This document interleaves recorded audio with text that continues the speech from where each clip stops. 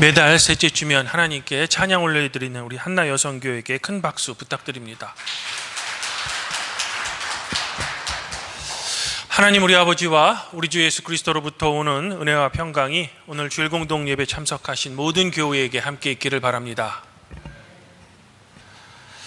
성도 여러분, 유럽의 역사에서 최초의 국제전쟁은 1618년부터 1648년까지 이제 이른바 신성 로마 제국을 포함한 중부 유럽에서 벌어진 30년 전쟁입니다. 이전에도 100년 전쟁 같은 아주 긴 전쟁이 있었지만 이 전쟁은 이제 영국과 프랑스 두 나라 간의 전쟁이었습니다. 하지만 이 30년 전쟁은요, 겉으로는 이제 종교 개혁으로 인해 탄생한 개신교회 그리고 이제 로마 카톨릭 간의 종교 전쟁이었지만 내부적으로는 여러 유럽 제국들이 참여한 범유럽에서 일어난 국제 전쟁이었습니다. 결국 이 전쟁은 1648년 베스트팔렌 조약으로 종결되는데요. 이 전쟁의 결과로서 위세가 대단했던 합스부르크 왕가가 몰락하고 비로소 유럽 내에서 개인의 종교적 자유가 주어졌습니다. 그래서 이제 유럽 내에 로마 카톨릭 그리고 이제 우리 루터파 그리고 개혁파 교회도 이제 공식 종교로 인정된 겁니다. 그런데 이 30년 전쟁의 여파로 일반 대중에게는 잘 알려지지 않는 또 다른 유럽 내의 전쟁이 있었습니다. 그것은 바로 80년 전쟁이라고 불리우는 네덜란드와 벨기에 그리고 룩셈부르크가 포함되어 있던 이른바 저지대 국가가 당시 자신들을 통치하던 대제국 스페인으로부터 독립을 쟁취하기 위해 싸운 80년 독립전쟁입니다. 당시 스페인은요, 로마 카톨릭의 수호자로서 종교개혁 이후 개신교회 세력이 막 부상했던 네덜란드 그리고 지금의 벨기에를 강압적으로 지배했습니다. 특별히 네덜란드는요, 스페인 압제에 매우 시달렸고요. 국내적으로는 이제 막 시작된 신교인 우리 개신교회와 전통적인 구교인 로마 카톨릭의 종교 전쟁으로 인해 그만 나라가 두 쪽이 납니다. 여기다가 유례 없는 큰 가뭄이 들어서 굶어 죽는 사람들이 속출하고 이른바 네덜란드의 국내 민심은 거의 바닥에 떨어집니다. 하지만 네덜란드 국민들이 가장 무서워했던 일은 스페인으로부터 파견된 알바공이라는 사람이 네덜란드에 상륙해서 거의 1만 명 가까운 네덜란드 사람들을 죽입니다. 또한 턱없이 높은 세금을 매겨서 네덜란드 국민들의 숨통을 조여옵니다. 마치 우리나라에 비유하면 일제강점기 시절처럼 말입니다. 물론 네덜란드 사람들도 이런 스페인의 압제에 대해 당연히 가만히 있지는 않았습니다. 빌렘 공작이라는 귀족을 중심으로 스페인에게 저항했습니다. 하지만 너무나도 큰 세력 차이로 그만 턱없이 져버립니다. 결국 네덜란드 사람들은 모든 희망을 잃습니다. 당시 네덜란드에 활동하던 화가 중에 피터 브루겔이라는 화가가 있었는데 그가 그린 그림 중에는 게으름뱅이 천국이라는 그림이 있습니다. 현재는 독일 뮌헨 고전회화관에 전시되어 있는데요. 이 그림을 보면 한 큰 나무를 중심으로 총 3명의 인물이 등장합니다. 여러분들 지금 주보에 하나님 앞에서를 보시면 그 그림을 보실 수 있습니다.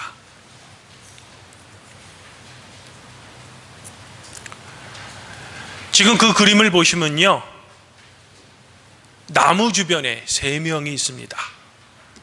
한 명은 무기를 팽개치고 잠을 자는 군인, 그리고 그 옆에는 도끼자루 썩는 줄 모르고 한가하게 자고 있는 농사꾼, 마지막으로는 책을 깔고 누워서 나무에서 떨어지는 음식을 그냥 받아먹기 위해 입을 쩍 벌리고 있는 학자, 이렇게 3명이 보입니다.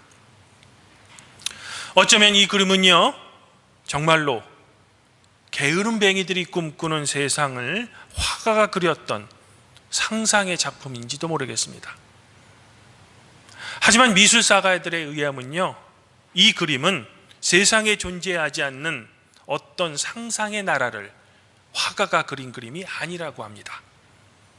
바로 당시 냉엄했던 네덜란드의 역사의 한 장면을 화가가 걱정하며 그린 작품이라고 합니다. 제가 앞서 설명드린 대로 당시 네덜란드는 스페인의 폭정에 시달렸습니다. 그러면 네덜란드가 이렇게 된 이유는 도대체 무엇일까?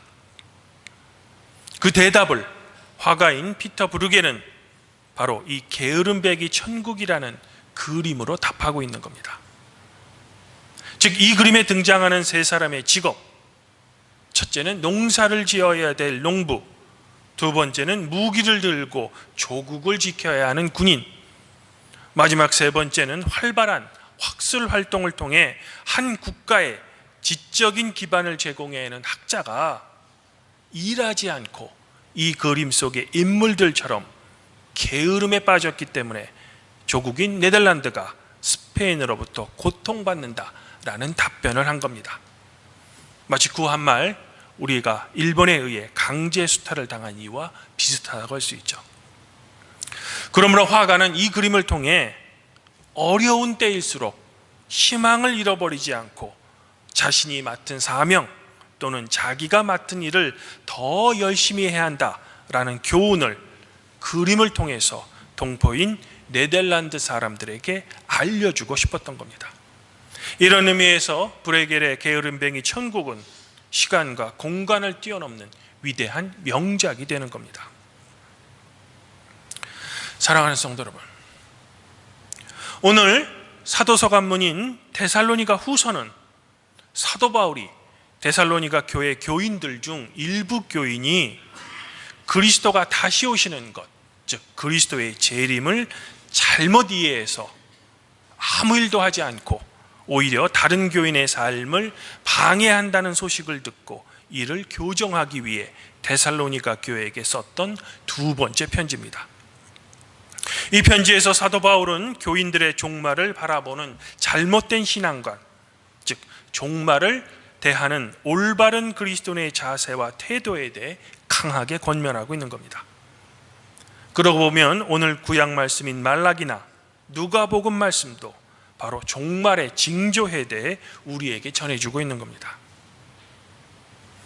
그러면 데살로니가 교인을 향한 사도 바울의 오늘 권면을 통해 우리는 과연 어떤 교훈을 얻을 수 있을까요? 특별히 교회력으로는 이제 한 해가 끝나고 새로운 마태해를 준비하며 2026년 새로운 해를 계획해야 하는 이 교회력의 마지막 시기에 말입니다. 요즘 세계 정세를 보면, 그리고 우리나라 사회를 보면 매우 혼란스럽고 시끄럽습니다. 물론 우리가 사는 세상은 늘 혼란스럽고 시끄러웠습니다. 하지만 그 정도가 점점 더 심해지는 것 같습니다. 현재 우리 사회는 정치적으로나 감정적으로 매우 양극화되어 있습니다. 또한 모든 가치관이 물질 만능주의와 성공주의에 초점을 맞추고 있습니다. 그리고 이런 사회 현상을 두고 많은 그리스도인들은 말세다, 이제 곧 예수 그리스도의 재림이 올 것이다 등을 말하고 있는 겁니다. 하지만 사실 우리 인간의 역사에서 이런 현상은 매년 연말이 되면 항상 반복되는 종교 현상이었습니다. 그러면 이렇게 혼탁하고 종말과도 같은 이 세상 속에 우리는 한 명의 그리스도인으로서 도대체 어떤 삶의 태도, 그리고 어떤 믿음으로 이 세상을 살아가야 하는 걸까? 저는 앞서 암울했던 네덜란드의 역사, 그리고 그 가운데 동포인 네덜란드 사람들에게 자기의 그림을 통해서 올바른 교훈을 주고자 했던 화가의 게으름뱅이 천국이라는 그림에 대해 말씀드렸습니다. 특별히 이 그림 속의 등장인물의 직업인 농사, 군인, 그리고 학자의 중요한 역할에 대해 말씀드리며 국가와 사회가 어려울 때 우리는 절망해서 그저 아무 일도 하지 않고 게으르기보다는 오히려 자신의 온전한 사명에 더욱 충실해야 한다라고 이미 말씀드렸습니다. 사도 바울도 오늘 데살로니가 교회에 보내는 이 두 번째 편지에서 잘못된 종말의 믿음으로 이제 곧 종말이 올 텐데 일하면 무엇하는가, 그냥 먹고 마시자 라고 하면서 게으르게 행하고 무질서하게 행하며 오히려 일만 만드는 교인들을 향해서 조용히 일하여 자기 양식을 먹으십시오 라고 권면하고 있는 겁니다. 그런데 언뜻 생각해 보면 이 권면은 그리 어려운 권면이 아닌 것 같습니다. 그 누구도 할 수 있는 아주 평범한 권면이죠. 또한 사도 바울이 요청한 실천의 내용도 쉽습니다. 그저 조용히 일하여 자기 양식을 먹어라. 간단히 말하면 자기가 맡은 일을 충실하게 하라는 겁니다. 그러나 안타깝게도 이러한 평범한, 아주 평범한 권면도 잘 지키지 못하는 것이 솔직히 우리네 삶의 태도인 것 같습니다. 어쩌면 정말로 모든 사람이 자기가 책임진 일을 충실하게 해낸다면 우리네 삶에 큰 문제는 발생하지 않을 것 같습니다. 더불어 문제는 늘 내가 맡은 일은 하기 싫어하고요, 내 일을 남에게 떠넘기며 또한 문제가 발생했을 때 내가 져야 하는 책임을 남에게 떠넘기기 일수라는 겁니다. 나는 책임이 없습니다. 내가 왜 그 책임을 져야 합니까? 라고 변명한다는 겁니다. 즉 우리 사회는 안타깝게도 제대로 책임을 지는 사람이 없다는 겁니다. 그리고 솔직히 이렇게 먼 이야기 할 필요도 없습니다. 우리 가까이 우리 교회와 대학 그리고 우리 교회 주변의 일들을 보면 이런 현상은 거의 마찬가지라는 겁니다. 그러므로 예수 그리스도를 우리의 주님으로 고백하는 우리 그리스도인은 우리 주변의 상황이 어떠하든지 흔들리지 말고 주님께서 여러분에게 맡겨주신 가정, 직장, 그리고 사회와 국가에서의 시민의 역할을 우리의 믿음으로 충실하게 감당해내야 한다는 겁니다. 바로 이것이 주님께서 여러분에게 명령하신 빛과 소금의 역할을 감당해내는 것이며 루터가 말했던 만인 제사장직과 직업 소명령에 합당한 일이 될 겁니다.